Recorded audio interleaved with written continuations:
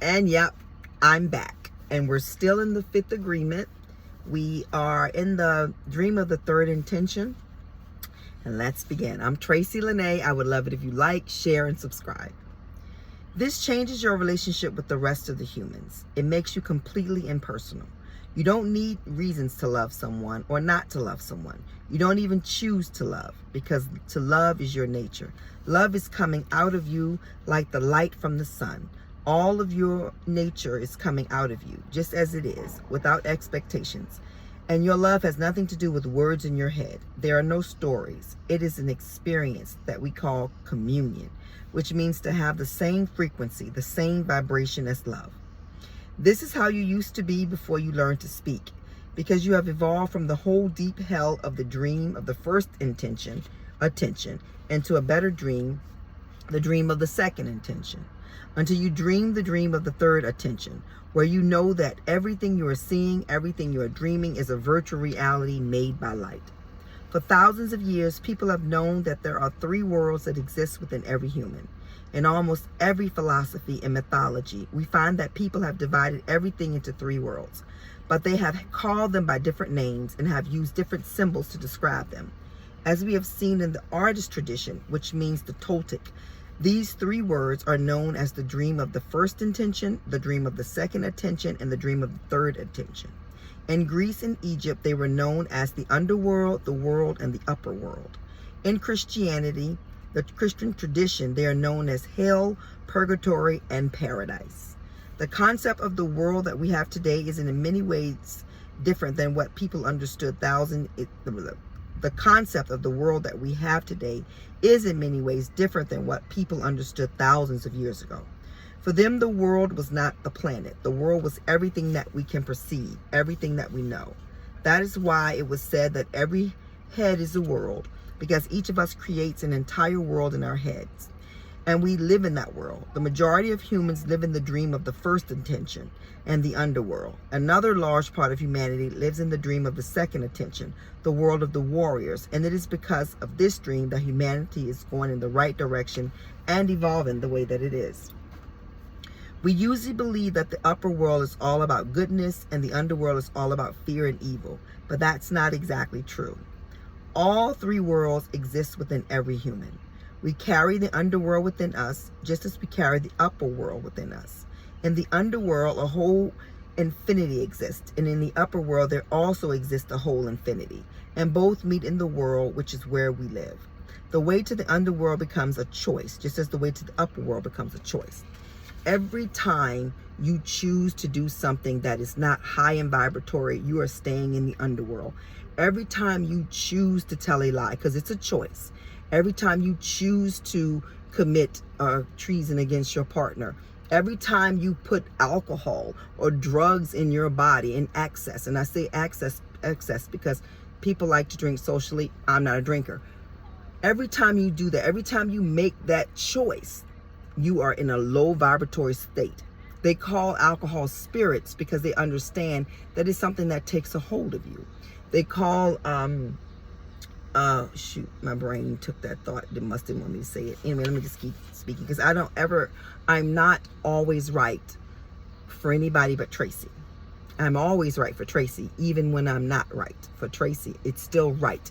It was right that Tracy wasn't right because it'll lead Tracy to a better choice and a better place.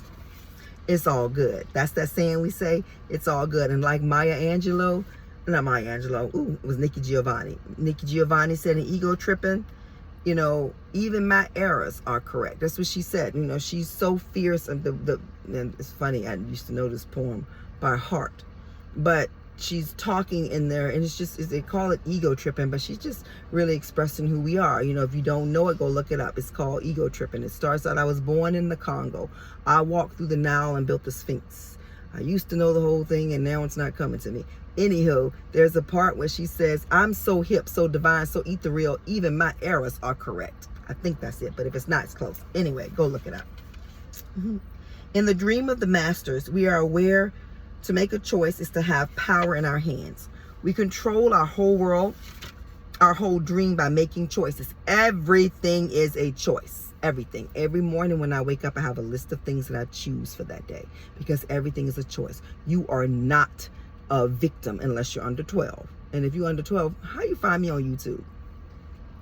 We control our whole dream by making choices. Every choice has consequences, and a dream master is aware of the consequences. Making a choice can open many doors and close many other doors. Not making a choice is also a choice. When you don't make a choice, that was your choice. It's still a choice.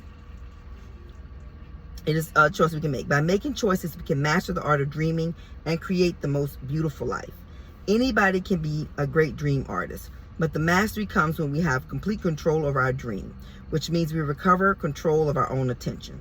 I know people say, well, I didn't choose to be black, or I didn't choose to be white. I think you made that choice in the spirit world. You said, I want to go, I want to experience being black, I want to experience being white, I want to experience whatever it is. I personally think everything is a choice. From the moment God said, let there be light, which was a choice, and made all these amazing people, it was a choice. And we always have a choice. Now, sometimes you choose the lesser of two evils, or sometimes you decide that you going to make this choice because you feel it's the best thing, but you still made the choice. And some people say, well, no, I was born this way. I didn't choose to be gay. You may have had the feelings that you were attracted to the same sex, but until you acted on it, it was just feelings. You made the choice to act on it. I'm not saying it's a bad choice. I'm saying it still was a choice. We're not victims just, oh my God, I didn't choose it. I remember when Kanye said that black people chose slavery. Now, I'm not a Kanye fan. I'm not a fan of anybody but Tracy. But I understood what he was saying. What came to me is he was saying that because we could have just died or fought back, but we wanted to live. Living is the first law. Self-preservation is the first law. So we were able to withstand it. We chose to withstand it. Some chose to die. Some chose to jump over the ship. But it was a choice. I think people thought he meant it in the fact that we said, hey, can we be slaves? I choose slavery. That's not what it meant. What he meant is it was a choice. Now, I'm grateful for my ancestors for making that choice, because that is why I'm here today, because they made the choice. Because if my ancestors had not made the choice, there would be no Tracy. So where was I? So sorry, it was over here. Now we can see with the eyes of truth, and this is a completely different point of view. The first time you learn how to dream, your belief system creates millions of little barriers to the truth. When the structure of your belief system is no longer there, you take away the barriers and you no longer see only one point of view. There are many points of view that you can see at the same time. You see yourself not just from the point of view of a human, but from the point of view of a force. You see yourself not just as a force, but the manifestation of that force. You know that you are light, that you are just an image in the light, and you use your attention to witness the dream from the point of the view of light. You no longer see everything outside of you as if it's separate from you. You feel the totality of yourself in everything. You feel yourself as the only living being that exists, and you don't just feel it, you know it. As we said before, you understand what you are, but not with words. You don't need symbols. If you use symbols to understand what you are, you can get lost in the symbols while trying to understand yourself. You call yourself a human, and perhaps you identify with that symbol. But in China, you're not a human. In Spain, you're not a human. In Germany, you're not a human. Human is just one symbol. And what is the meaning of that symbol? You could write an entire book and use thousands of symbols to describe the meaning of human, and still you would leave something out. It is just one symbol. Using symbols to understand what you are is nothing but nonsense. Whatever you think you are will never be the truth, because symbols are not the truth. I don't know what he meant by in China and Spain, you're not a human. I guess he means the word human in English, because what else would you be? I know here we were 3/5 of a human when we came here. And I used to say, you're always talking about slavery. Well, I'm a black woman. And while I do know that that trauma has to come up out of me so that I can live my greatest and bestest life, there are times when it triggers, when I see things like that, and I look at those triggers and I honor them and then move forward from them.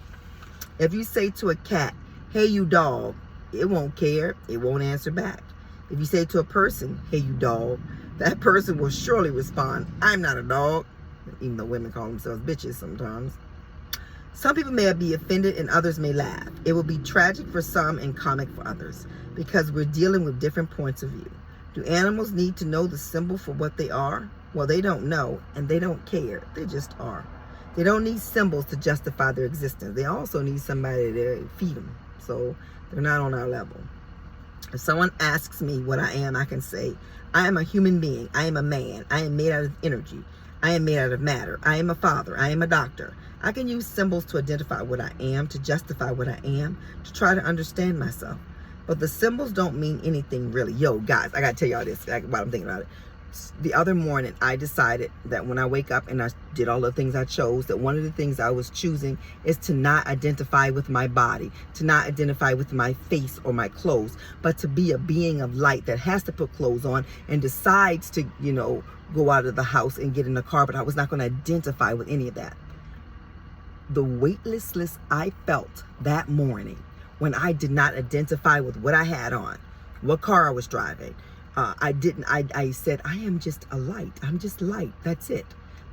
And because I'm light and I live in a society where the light I am has a body, but I'm not going to attach to the body. The body's just a vehicle. I got to put clothes on the vehicle. I felt the best I'd ever felt. I didn't identify with my bank account. I didn't identify with the children I had. I didn't identify with anything but light. I was about to say Tracy, but I didn't identify with Tracy.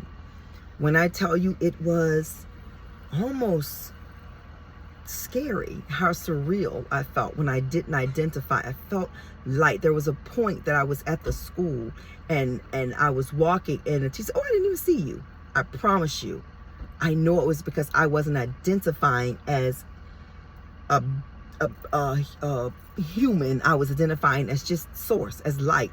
So she didn't see me. I thought that was I wanted to share that before I forgot it. Okay.